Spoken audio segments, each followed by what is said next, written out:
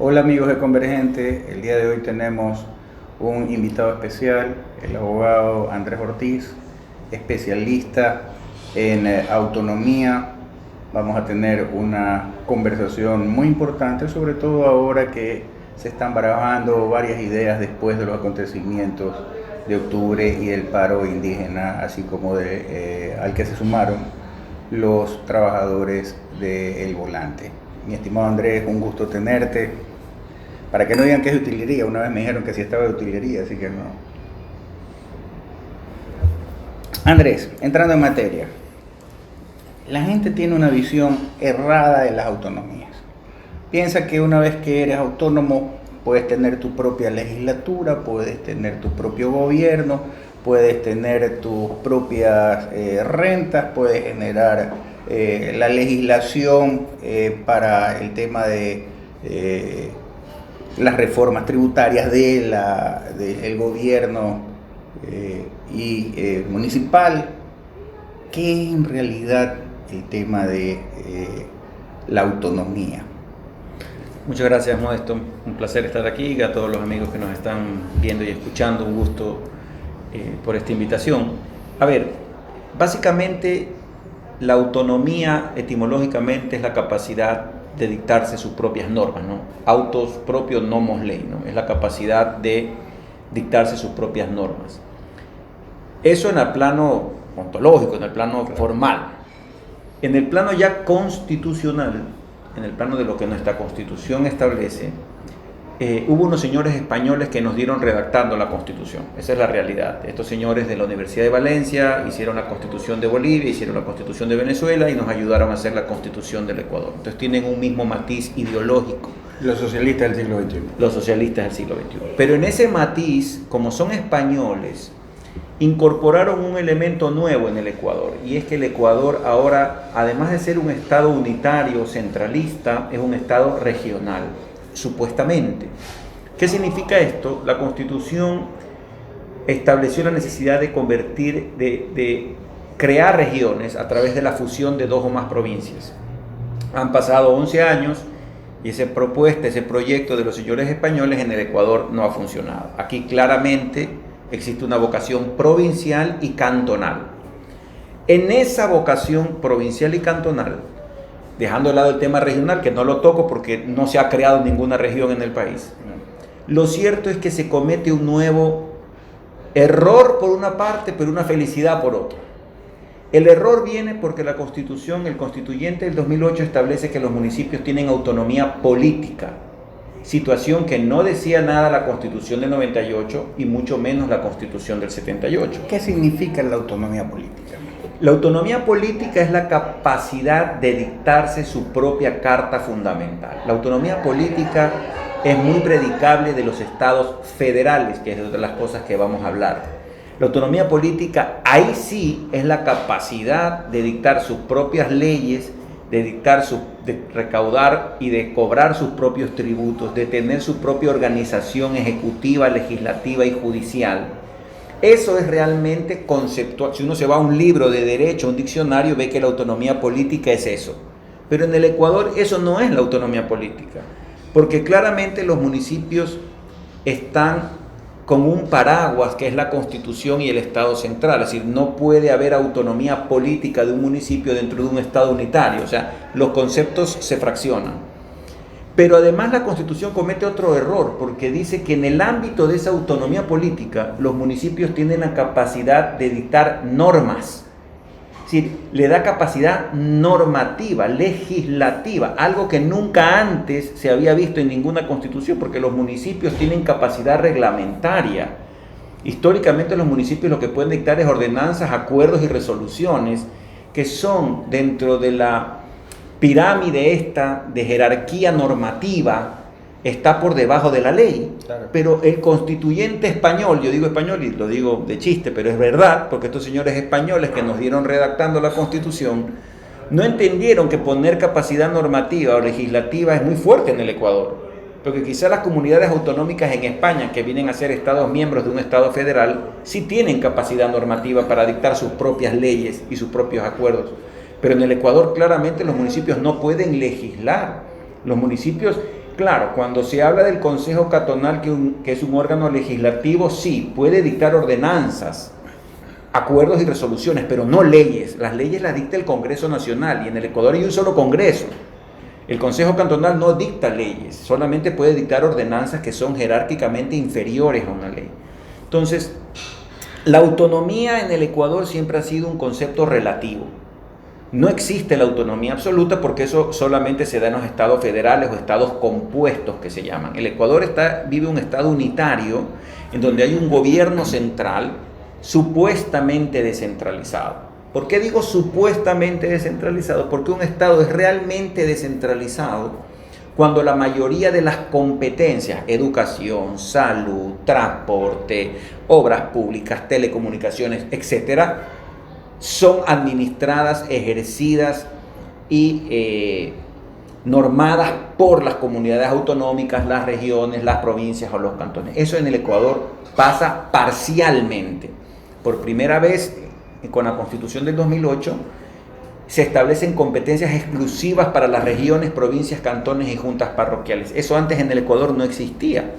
O sea, sí hay un avance importante en materia autonómica en el Ecuador, porque por primera vez el constituyente obliga a los municipios, miren señores, esta parrilla de competencias son de ustedes, no tienen forma de sacársela de encima, es esto, no menos de esto, puedes pedirme más, pero esto es lo mínimo para todos los cantones, para todas las provincias y para todas las regiones.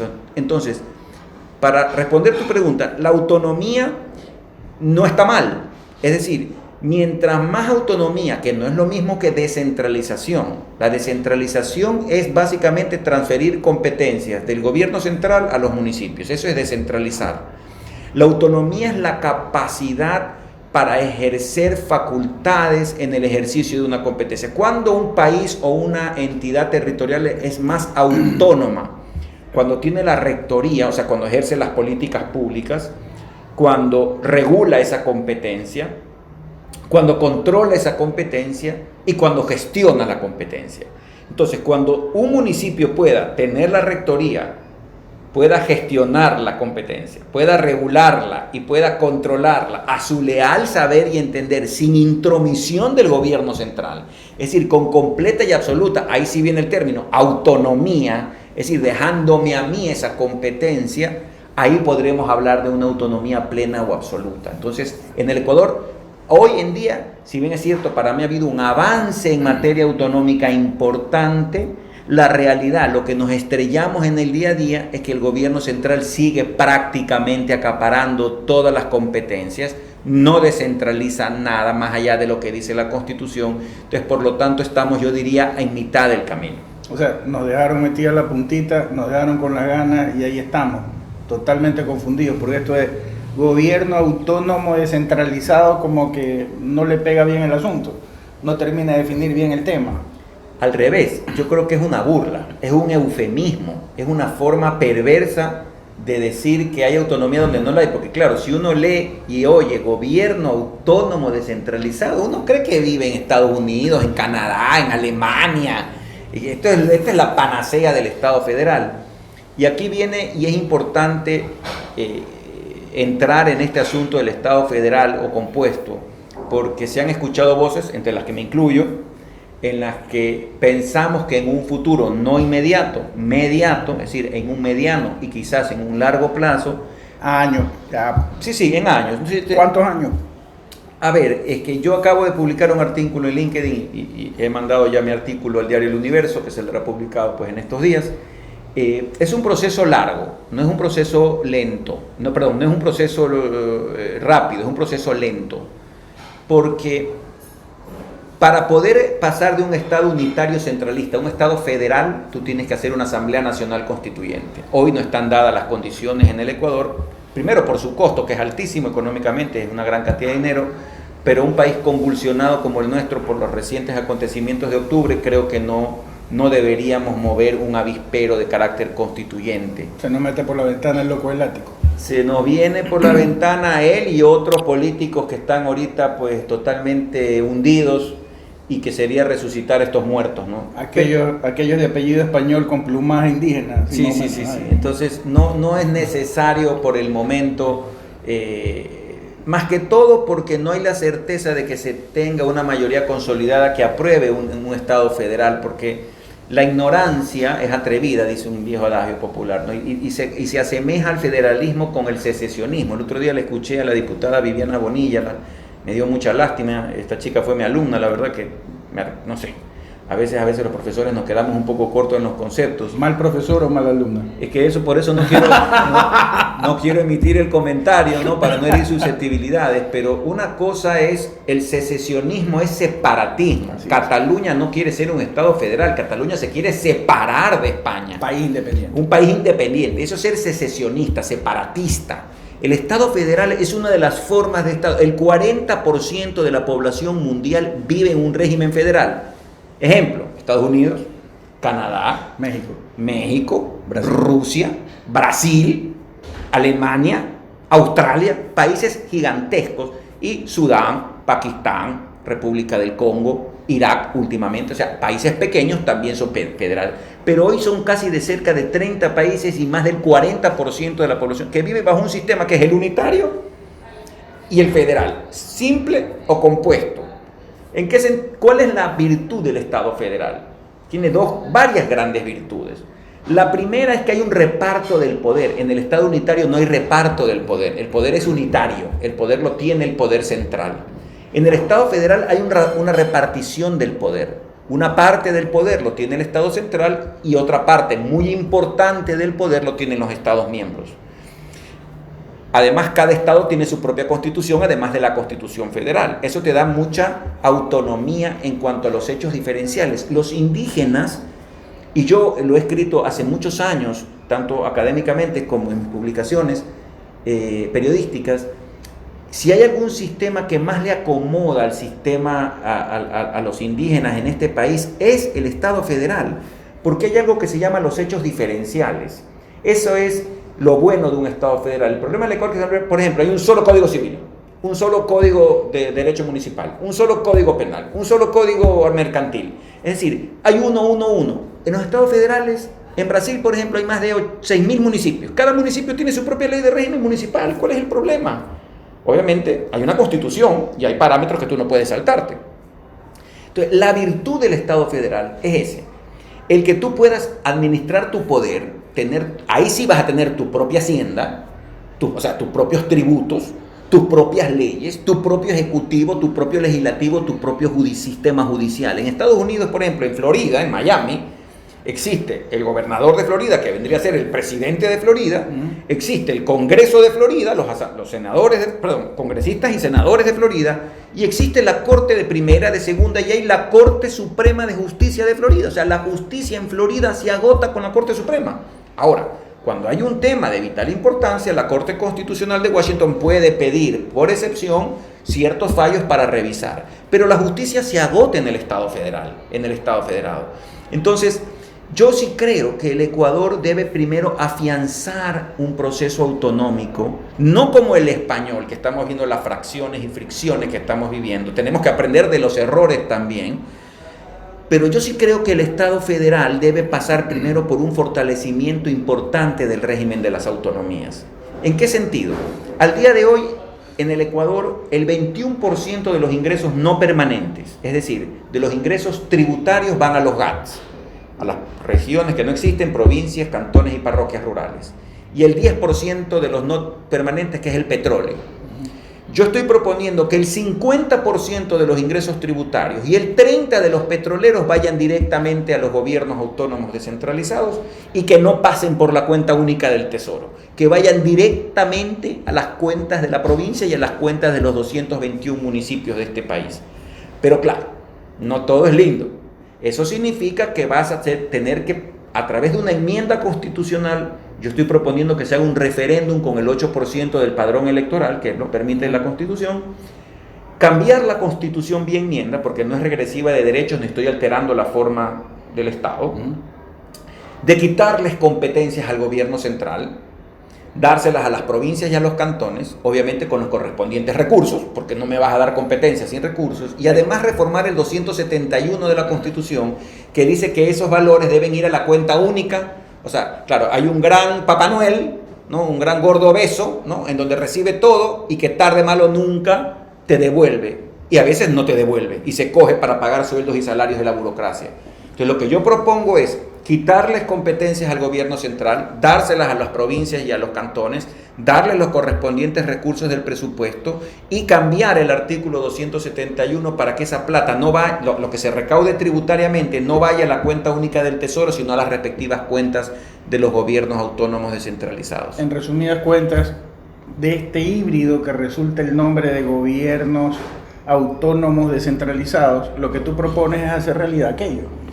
Casi un paralelismo, casi el hijo ilegítimo, por decirlo de alguna manera, de lo que es los estados federados. Sí, es decir, yo sin llegar a completar toda la estructura del Estado federal, porque para ello se necesita un Senado y un Congreso, o sea, un sistema bicameral, se necesita que los Estados miembros tengan una constitución. Comenzaríamos como el caso español, que sin ser un Estado federal, toda la doctrina del día de hoy habla de España prácticamente que es un Estado federal, igual que el caso italiano, son estados regionales, claro, pero al final del día son plenamente descentralizados con amplios poderes legislativos, con Estados miembros y federados que tienen capacidad tributaria. Y me había olvidado, dentro de la propuesta que yo estoy presentando, es que además los municipios tengan la capacidad de recaudar sus propios tributos. Esa parte hay que definirlo un poco, es decir, qué porcentaje del IVA, del ICE y del impuesto a la renta pueden quedarse en las respectivas comunidades o regiones o provincias y cantones y cuántas se deben compartir. Porque aquí hay que negociar, este es un tema. El Ecuador no es descentralizado porque solamente reparte el 21 y el 10. O sea, el 21 de los tributos y el 10 de los petróleos va a las provincias, es muy poco. El Ecuador por eso no es un estado descentralizado y mucho menos autonómico. En la medida que tú aumentes la participación de la contribución del Estado a los GATS y le des capacidad recaudatoria y tributaria, claramente estamos viviendo un proceso transicional entre un Estado unitario a un Estado federal.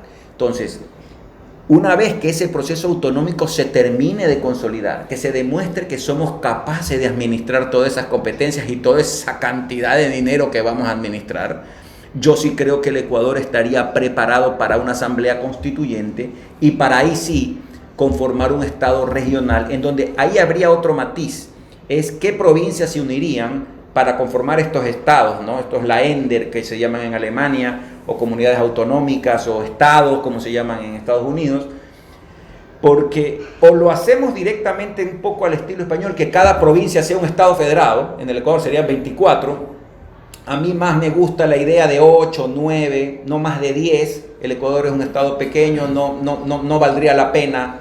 Guaya se podría unir fácilmente con El Oro y con Los Ríos, Manabí se puede unir con Pichincha y Esmeraldas arriba, la zona central puede unirse, el oriente tiene su otra vertiente, Galápagos por otra parte. La distribución del COTAN, eso que nos partían así como pastel, no funcionaría.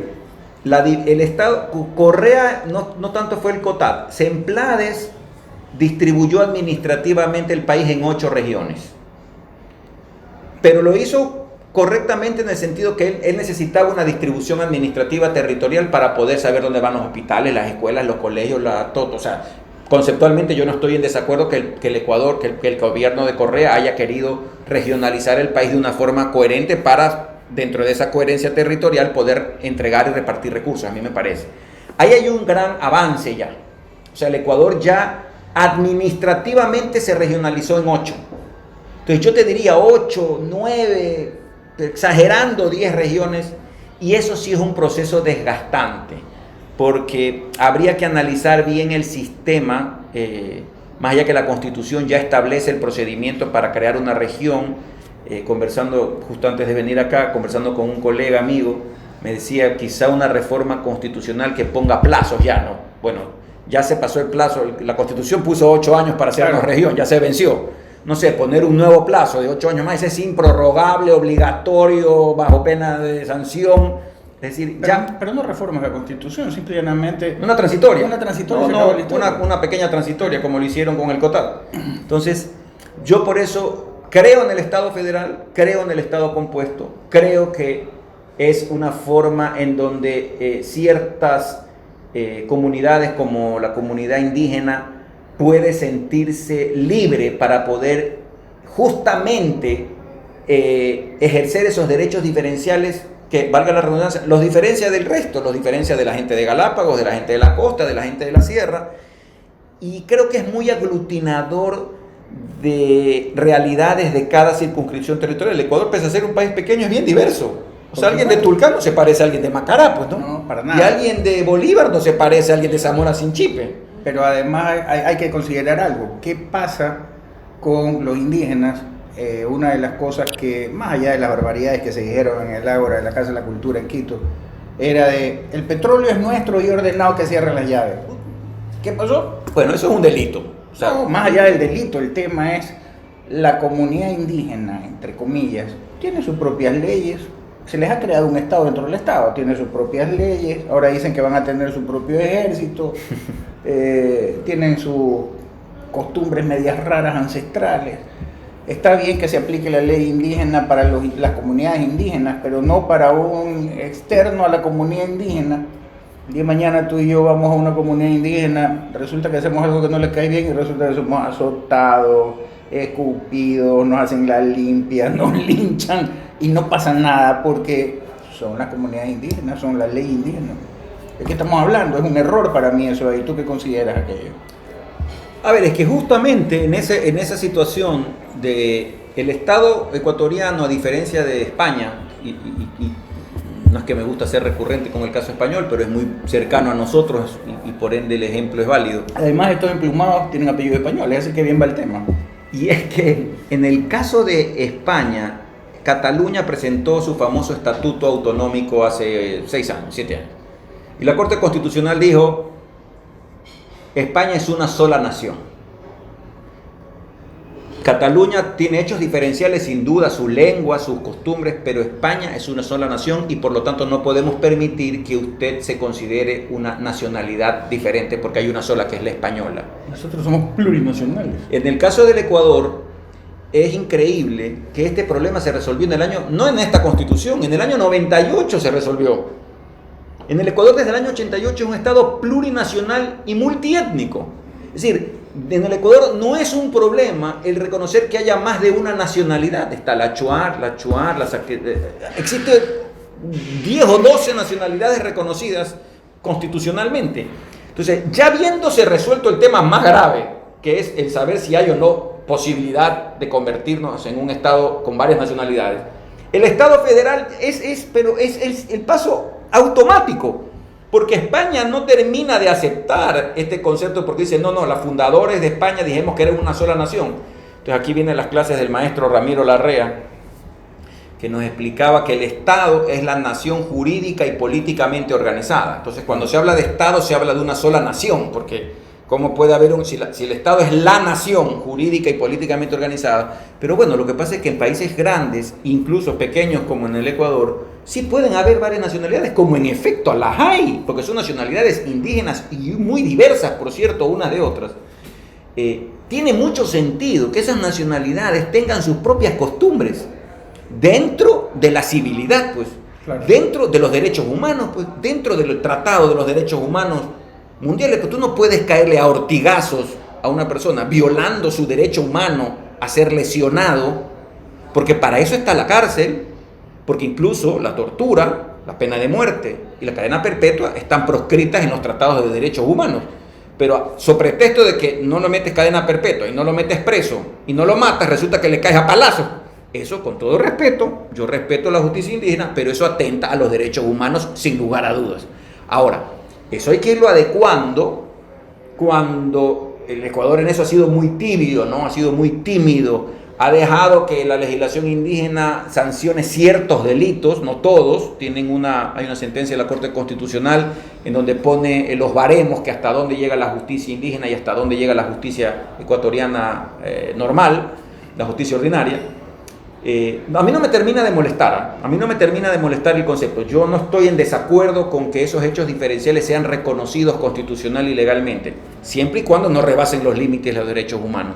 Y siempre y cuando seamos dentro de un Estado federal. En un Estado unitario esto es incomprensible, porque estamos hablando de un Estado unitario, pero plurinacional, pero con una capacidad legislativa muy escasa para los indígenas, con ciertos límites. Entonces, no sé, es una especie de fanesca jurídica, que es lo que yo le digo a los estudiantes míos de Derecho Municipal, ¿no? Porque en el fondo vives un Estado unitario que entre comillas es regional, pero con un sistema plurinacional y con una legislación indígena a medio construir.